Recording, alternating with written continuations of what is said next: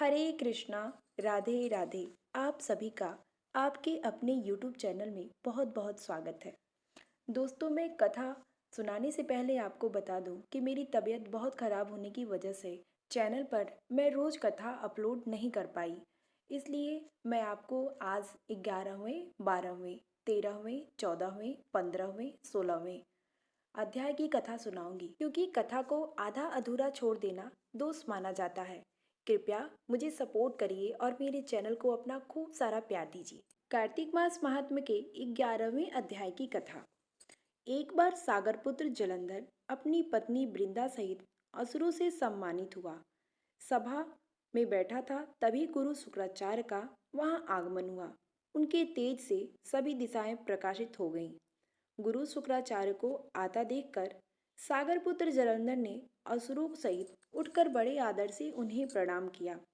गुरु शुक्राचार्य ने उन सबको आशीर्वाद दिया। फिर जलंधर ने उन्हें एक दिव्य आसन पर बैठाकर स्वयं भी आसन ग्रहण किया। फिर सागरपुत्र जलंधर ने अपनी विनम्रता पूर्वक पूछा, हे गुरुजी, आप हमें यह बताने की कृपा करें कि राहु का सिर किसने काटा था। इस पर दैत्य गुरु शुक्राचार्य ने विरोचन पुत्र हिरण्यकश्यप और उनके धर्मात्मा पुत्र का परिचय देकर देवताओं और असुरों द्वारा समुद्र मंथन की कथा संक्षेप में सुनाते हुए बताया कि जब समुद्र से अमृत निकला तो उस समय देव रूप बनाकर राहु भी पीने बैठ गया। इस पर इंद्र के पक्षपाती भगवान विष्णु ने राहु का सिर काट डाला। अपने गुरु के मुख से इस प्रकार के वचन सुनकर जलंधर के क्रोध की सीमा न रही। उसके नेत्र लाल हो गए। फिर उसने अपने धसमर नामक दूत को बुलाया और उसे शुक्राचार्य द्वारा सुनाया गया वृतांत सुनाया। तत्पश्चात उसने धसमर को आज्ञा दी कि तुम शीघ्र ही इंद्रपुरी में जाकर इंद्र को मेरी शरण में ले आओ। धसमर जलंधर का बहुत आज्ञाकारी एवं निपुण दूत था। वह जल्द ही इंद्र की सुधर्मा नामक सभा में जा पहुंचा और जलंधर के शब्दों में इंद्र का बोला, हे देवता धाम, तुमने समुद्र का मंथन क्यों किया और मेरे पिता के समस्त रत्नों को क्यों ले लिया। ऐसा करके तुमने अच्छा नहीं किया। यदि तुम अपना भला चाहते हो तो उन सब रत्नों एवं देवताओं सहित मेरी शरण में आ जा, अन्यथा मैं तेरे राज्य का ध्वंस कर दूंगा। इसमें कुछ भी मिथ्या नहीं है। इंद्र बहुत विस्मित हुआ और कहने लगा, पहले मेरे भय से सागर ने सब पर्वतों को अपनी कुक्षी में क्यों स्थान दिया और उसने मेरे शत्रु दैत्यों को क्यों रक्षा की। इसी कारण मैंने उनके सब रत्न हरण किए हैं। मेरी द्रोही सुखी नहीं रह सकता, इसमें संदेह नहीं। इंद्र की ऐसी बात सुनकर वह दूत शीघ्र ही जलंधर के पास आया और सब बातें कह सुनाई। उसे सुनते ही वह दैत्य मारे क्रोध के अपने ओठ फड़फड़ाने लगा और देवताओं पर विजय प्राप्त करने के लिए उसने अघोम आरंभ किया। तो सब दिशाओं पाताल से करोड़ों करोड़ों दैत्य उसके पास आने लगे। शुंभ निशुंभ आदि करोड़ों सेनापतियों के साथ जलंधर इंद्र से युद्ध करने लगा। शीघ्र ही इंद्र के नंदन वन में उसने अपनी सेना उतार दी। वीरों की शंख ध्वनि और गर्जना से इंद्रपुरी गूंज उठी। अमरावती छोड़ देवता उससे युद्ध करने चले। भयानक मारकाट हुई। असुरों के गुरु आचार्य शुक्र अपनी मृत संजीवनी विद्या से और देव गुरु बृहस्पति द्रोणागिरी से औषधि लाकर जिलाते रहे। इस पर जलंधर ने क्रुद्ध होकर कहा कि मेरे हाथ से मरे हुए देवता जी कैसे जाते हैं। जिलाने वाली विद्या तो आपके पास है। इस पर शुक्राचार्य ने देवगुरु द्वारा द्रोणाचार्य से औषधि लाकर देवताओं को जिलाने की बात कह दी। यह सुनकर जलंधर और भी कुपित हो गया और शुक्राचार्य जी ने कहा कि यदि शक्ति हो तो द्रोणागिरी को उखाड़कर समुद्र में फेंक दो, तब मेरे कथन की सत्यता प्रमाणित हो जाएगी।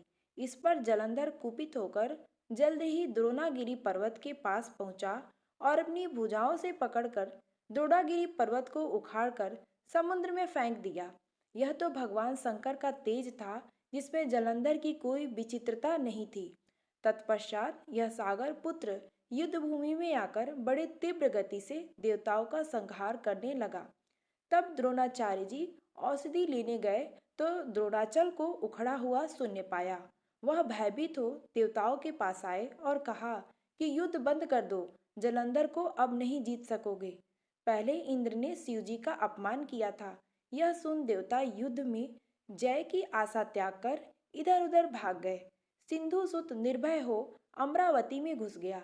इंद्र आदि सब देवताओं ने गुफाओं में शरण ले ली। यहाँ पर कार्तिक मास महात्म्य की 11वें अध्याय की कथा समाप्त होती है। अब सुनते हैं कार्तिक मास महात्म्य के 12वें अध्याय की कथा। नारद जी ने कहा, तब इंद्रादि देवता वहां से भय कंपित होकर भागते भागते बैकुंठ में विष्णु जी के पास पहुंचे। देवताओं ने अपनी रक्षा के लिए उनकी स्तुति की।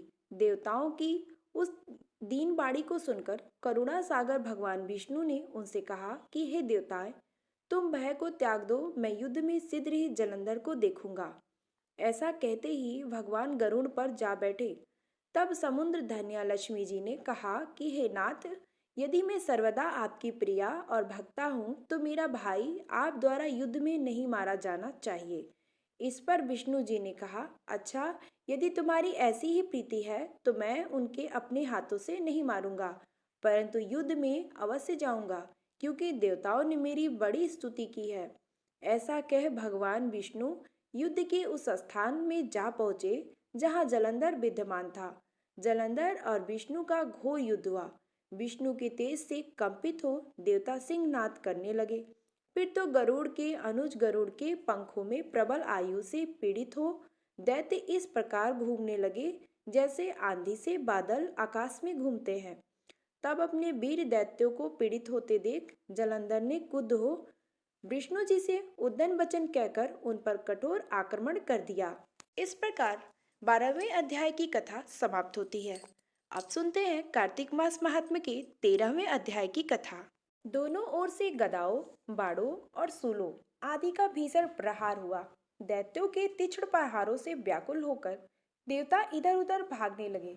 तब देवताओं को इस प्रकार भयभीत हुआ देख गरुड़ पर चढ़े भगवान युद्ध में आगे बढ़े और उन्होंने अपना सारंग नामक धनुष उठाकर बड़े जोर का टंकार किया।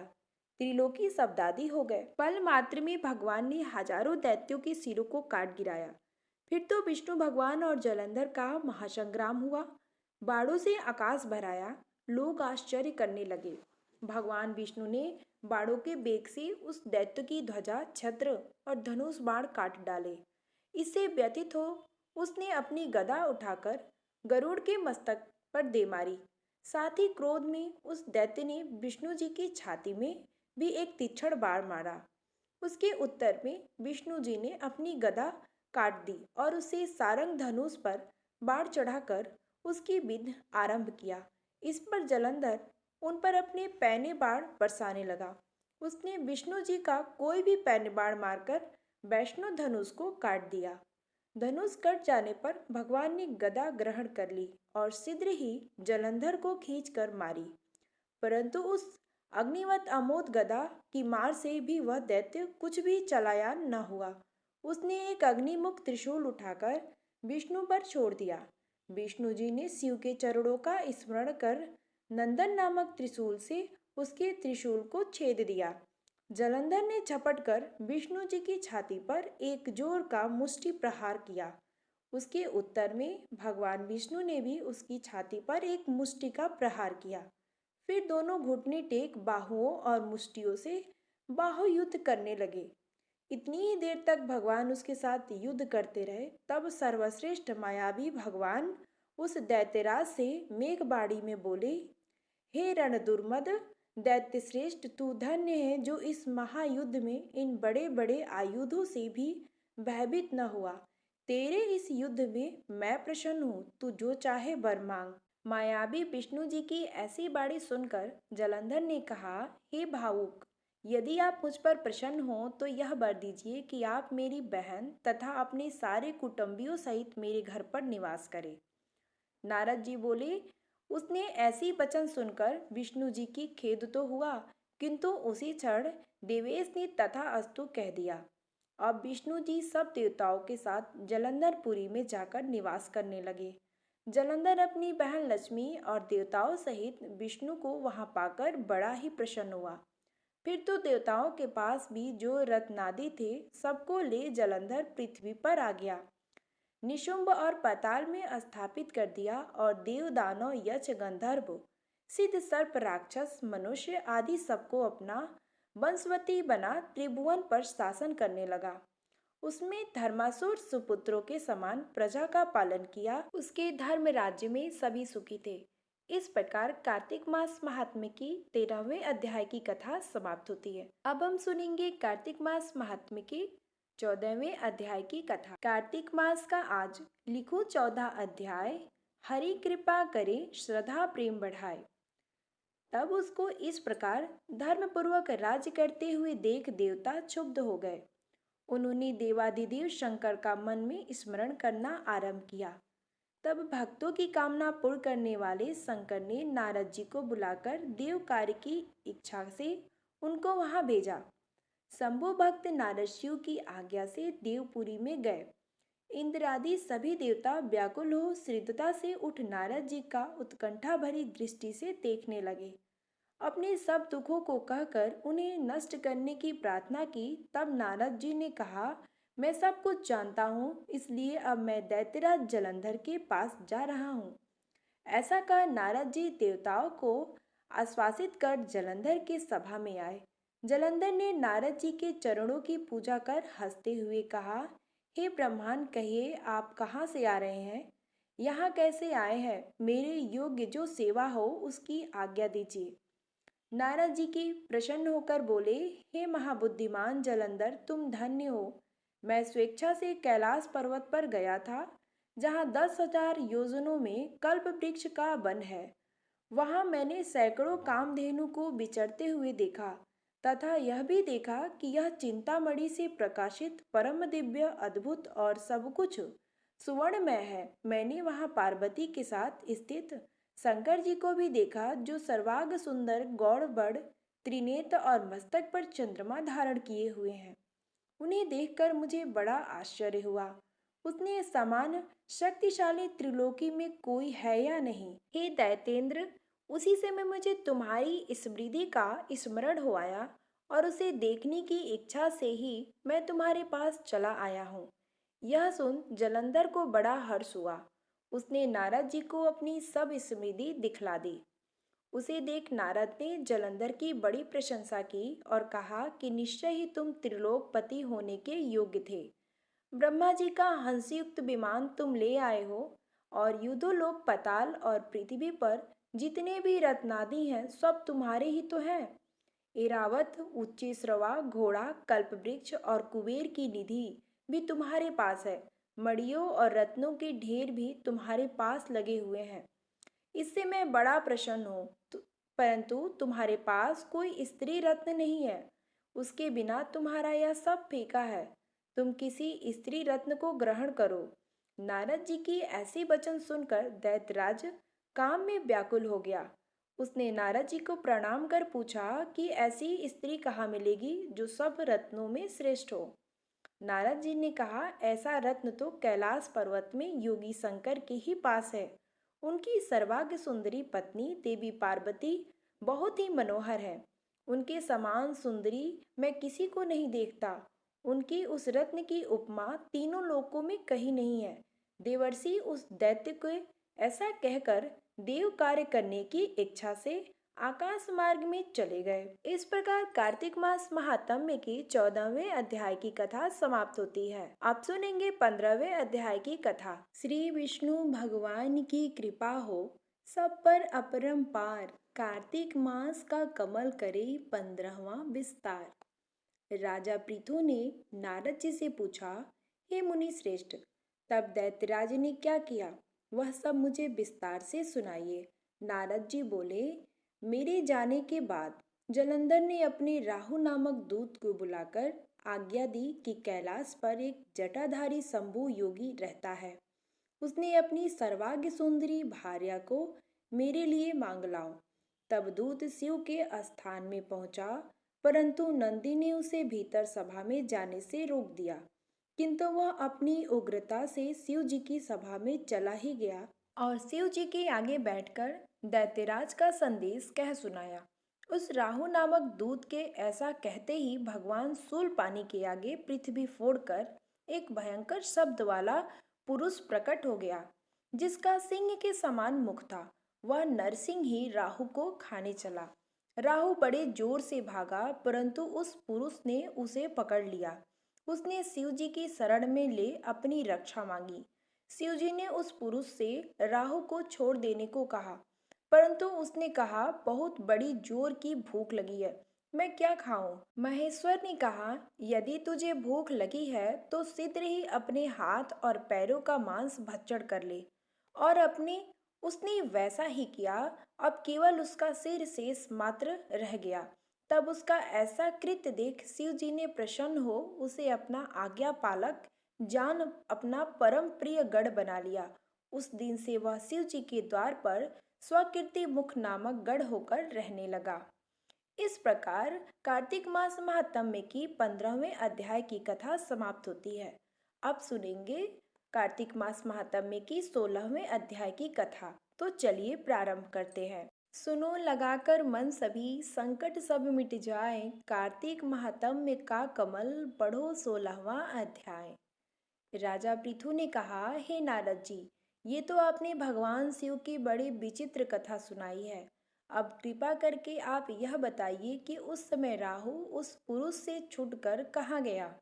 नारद जी बोले, उससे छूटकर पर वह दूत बर्बर नाम से विख्यात हो गया और अपना नया जन्म पाकर वह धीरे धीरे जलंधर के पास गया। वहां जाकर उसने शंकर की सब चेष्टा कही। उसे सुनकर दैत्यराज ने उन सब दैत्यों की सेना द्वारा आज्ञा दी। कालनेमी और शुंभ निशुंभ आदि सभी महाबली दैत्य तैयार होने लगे। एक से एक महाबली दैत्य करोड़ों करोड़ों की संख्या में निकल युद्ध के लिए जुट पड़े। महाप्रतापी सिंधु पुत्र शिव जी से युद्ध करने के लिए निकल पड़ा। आकाश में मेघ छा गए और बहुत अपशकुन होने लगे। शुक्राचार्य और कटे सिर वाला राहु सामने आ गए। उसी समय जलंधर का मुकुट खिसक गया, परंतु वह नहीं रुका।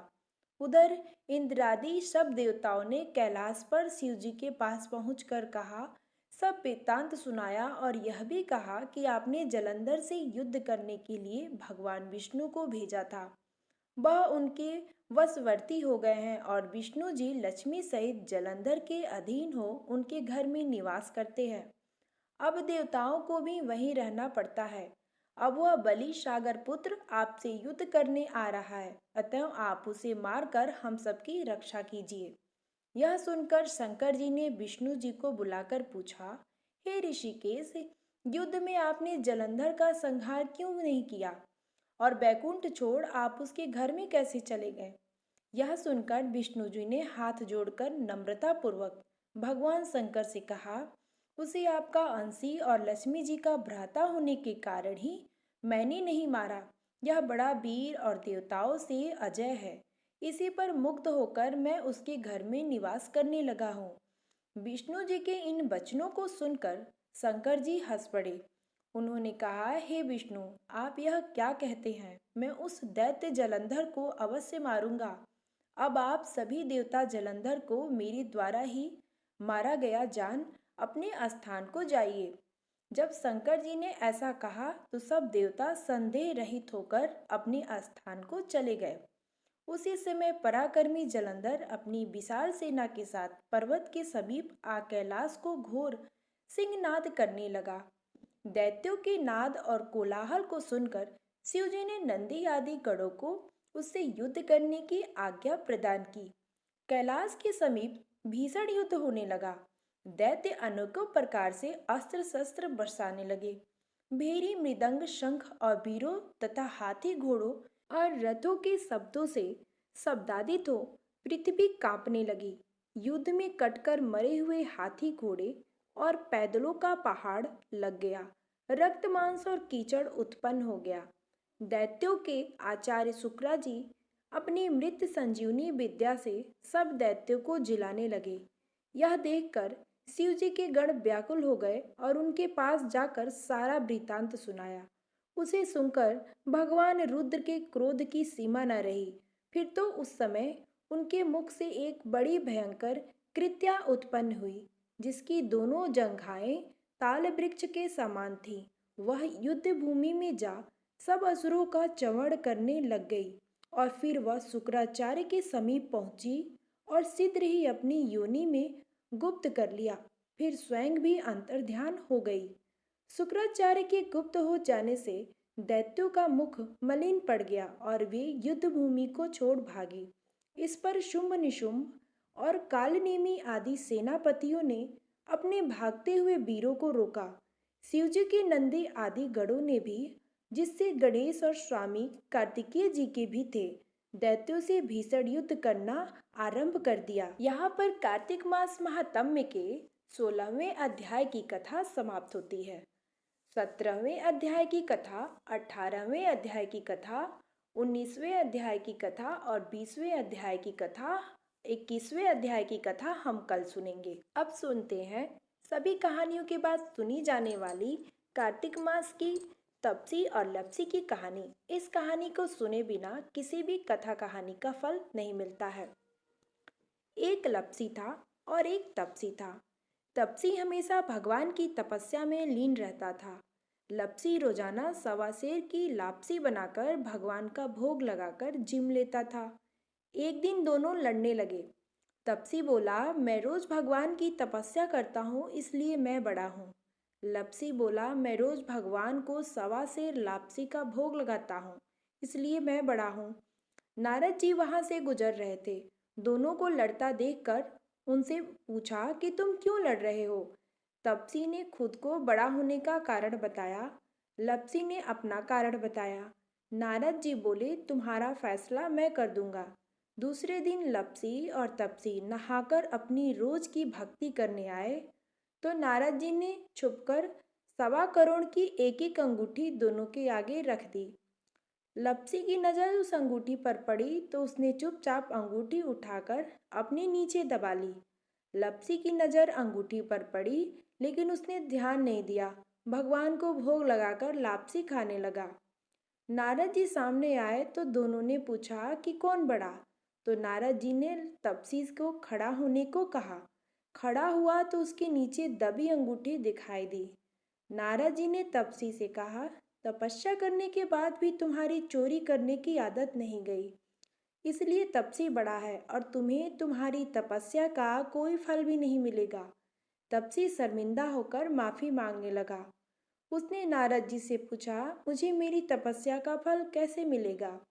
नारद जी ने कहा, यदि कोई गाय और कुत्ते की रोटी नहीं बनाएगा तो फल तुझे मिलेगा।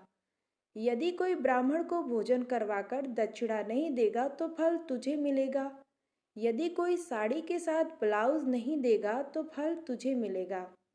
यदि कोई दिए से दिया जलाएगा तो फल तुझे मिलेगा। यदि कोई सारी कहानी सुने लेकिन तुम्हारी कहानी नहीं सुने तो फल तुझे मिलेगा।